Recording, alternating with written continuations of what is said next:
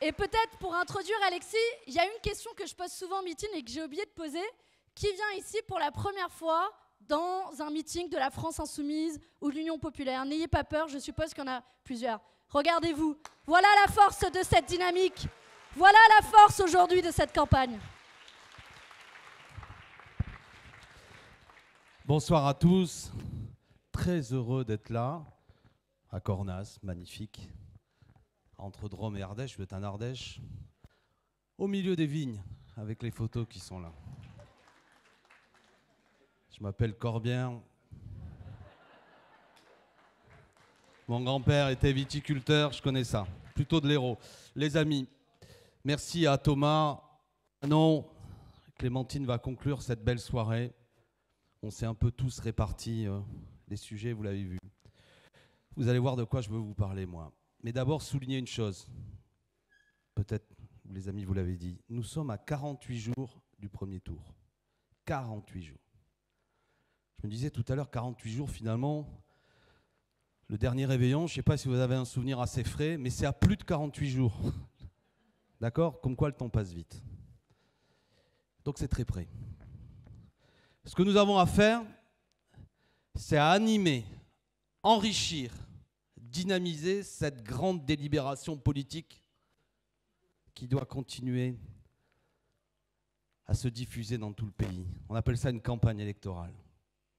Notre enjeu est de bien comprendre la manière dont le peuple aujourd'hui aborde cette histoire.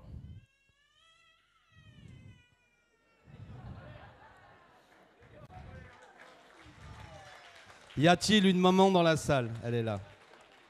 Bon. Une maman parce qu'il y a maman en face. Hein. Pas à moi. J'ai passé ma vie à m'occuper de mes filles. Passons. Non, les amis, ce que je voulais dire, c'est que nous avons, et j'aimerais qu'on ait ça en tête, il y a 47 millions d'électeurs inscrits sur la liste électorale. 47 millions.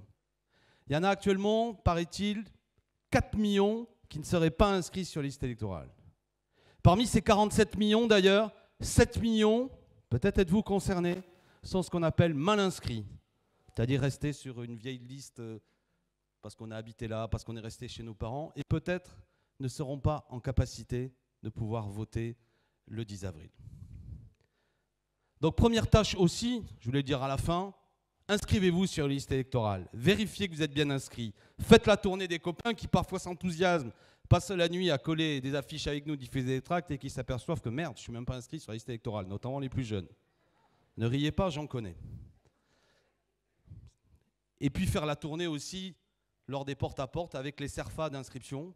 Nous, on fait comme ça, parce qu'il y a aussi des gens, des braves gens, il faut les aider, quoi, parce que c'est pas simple, parce qu'on peut s'inscrire, paraît-il, sur le site de la mairie, mais c'est parfois moins pratique pour les plus âgés et toute une série de copains et d'amis et de gens qui ne manient pas tous ces outils. Bref, on a cette tâche. Alors, j'en viens à mon propos.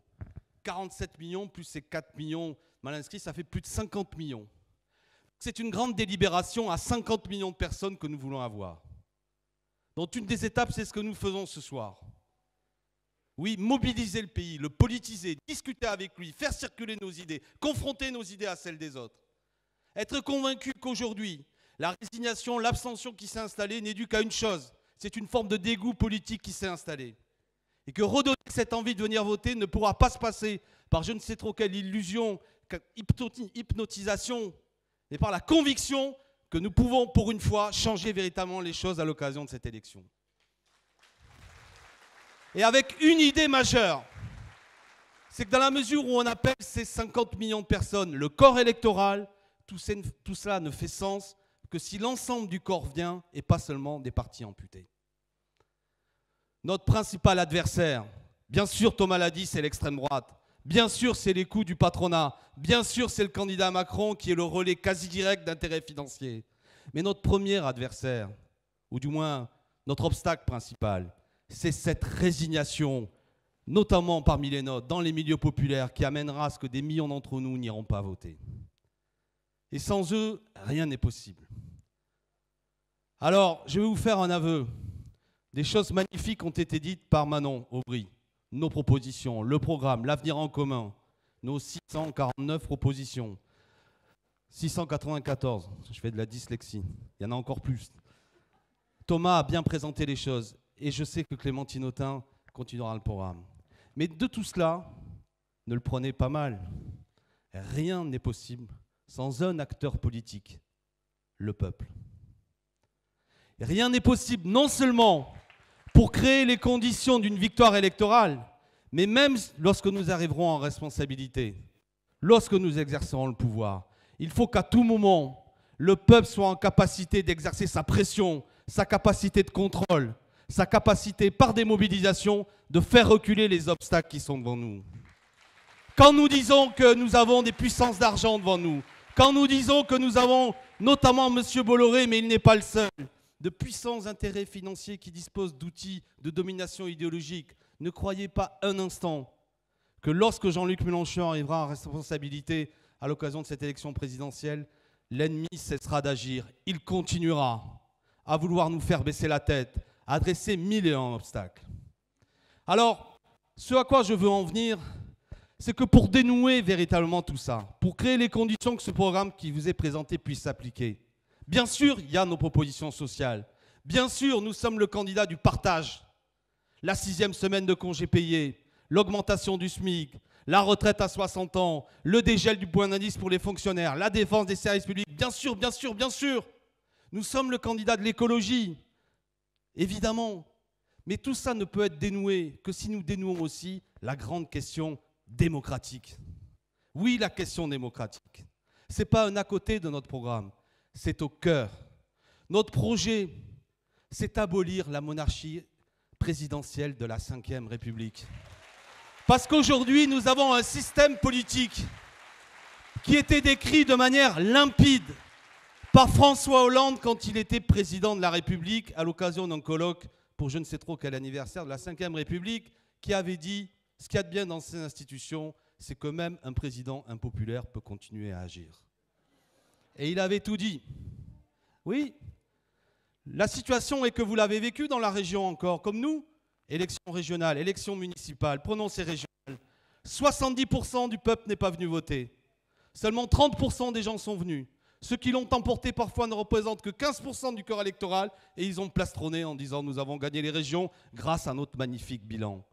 Ne comprenant pas l'acte politique puissant qui s'était exprimé dans cette élection, une abstention de masse, je dis que lorsque le peuple ne vient plus voter, nous ne sommes plus véritablement en République. Et pourquoi les gens ne viennent plus voter? C'est qu'il s'est institué dans ce pays un sentiment qu'à l'occasion des élections, des belles promesses, des belles paroles, ils l'ont dit. Mais moi, comme citoyen et comme acteur politique, notamment avec l'ensemble du corps électoral, comme peuple, quelle capacité politique je garde, comme je le disais tout à l'heure, de contrôle? Et notamment de pouvoir à tout moment vérifier que celui ou celle qui me représente reste conforme à ce que je veux qu'il fasse. Non pas pour mettre en place ce qu'on appelle le mandat impératif, c'est pas ça le sujet. Mais la Ve République, c'est aussi une forme de mandat récréatif qui s'est mis en place. On vote pour des gens et après, écoutez, ici on est en Ardèche, je ne veux pas être méchant, mais ceux qui ont voté pour le candidat socialiste, vous savez ce qui s'est passé? Il s'est présenté comme un opposant à Macron, il a terminé ministre de Macron. N'oubliez pas d'ailleurs, hein. Ça pose un vrai sujet, une vraie question, parce qu'il me semble que les gens, les Ardéchois, qui ont choisi de voter, je parle d'Olivier Dussopt, comme un opposant à Emmanuel Macron, il était très opposant, il a même voté contre la première fois la confiance au gouvernement. Il était même allé plus loin qu'Olivier Faure, il s'était abstenu. Et le type, quelques mois plus tard, il est ministre. Alors ça fait rigoler, vous avez raison, mais d'un point de vue démocratique, il y a un sujet quand même. Parce que il représente qui? Pour faire quoi? Et les gens qui ont voté pour lui, ils ont plus aucun pouvoir?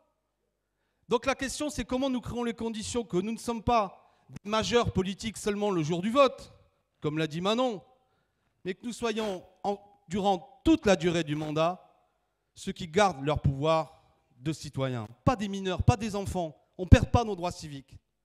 Bref. Donc j'insiste sur ce message.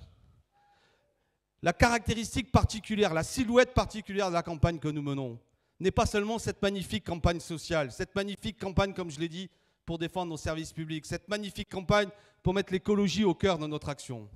C'est celle ou ceux qui disent aussi nous allons mettre en place un système politique discuté et élaboré par le peuple lui-même, qui crée les conditions d'une république vraiment. Parce que je vais vous dire une chose, aujourd'hui tout le monde est républicain, paraît-il. La droite à l'Assemblée, il s'appelle les Républicains. Macron, c'est la République en marche. J'écoute Madame Le Pen, elle serait même républicaine, laïque. Pour le laïque que je suis, c'est terrible. Parce que la laïcité, ce n'est pas géométrie variable. Hein.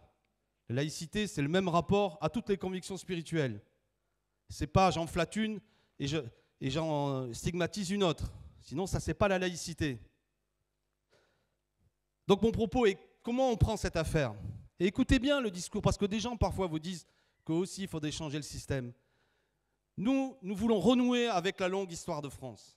Quand on est dans un tel moment de crise démocratique, qui amène, comme on l'a tous constaté, qu'une grande majorité du peuple ne vient plus, qui amène à ce que ce pays doute sur lui-même, qu'on ne sait plus très bien si on veut vivre ensemble, et que pourquoi d'ailleurs nous voulons faire peuple, il est temps de relancer une discussion profonde qui ne peut se dérouler que dans le cadre de ce qu'on appelle une assemblée constituante, dans lequel chacun d'entre vous, chacun d'entre nous, le peuple, décidera, à l'occasion, là encore, d'une grande délibération, de celles et ceux qui doivent composer cette assemblée constituante.